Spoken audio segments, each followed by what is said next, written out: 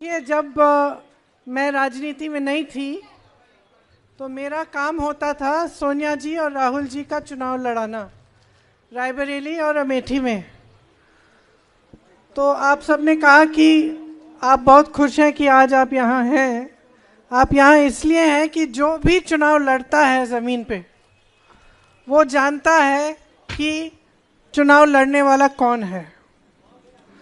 चुनाव लड़ने वाला ब्लॉक का अध्यक्ष है, ब्लॉक के मेंबर हैं, बूथ के अध्यक्ष हैं, बूथ के मेंबर हैं, कांग्रेस का साधारण कार्यकर्ता है।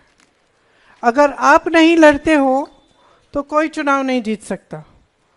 मैंने अपना अनुभव खुद देखा है कि किस तरह से अगर संगठन मजबूत होता है, संगठन के जो कार्यकर्ता हैं उनमें जोश होता है, तो किसी भी परिस्थिति में चुनाव जीता जा सकता है।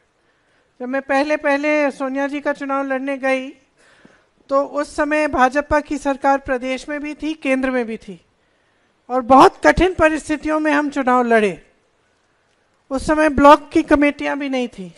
हमने रात में 3-3 बजे बैठकर ब्लॉक की कमेटियां बनाई, अध्यक्ष बनाई, लेकिन किस तरह से वो लड़े आज तक हम सबको वो चुनाव याद है।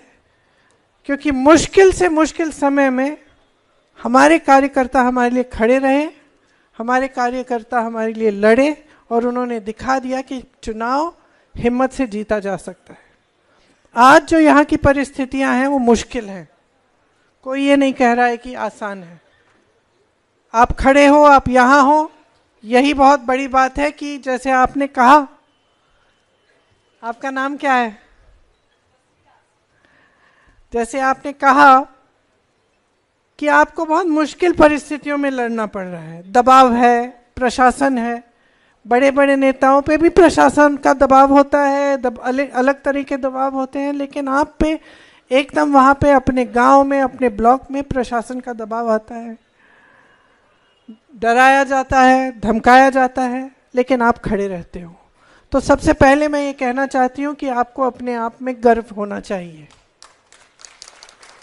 आज अगर कांग्रेस पार्टी इस देश में खड़ी है तो वो आप जैसे लोगों के बल पे खड़ी है, जिन्होंने अपनी पार्टी के प्रति समर्पण और आस्था दिखाई और जो आज भी लड़ रहे हैं।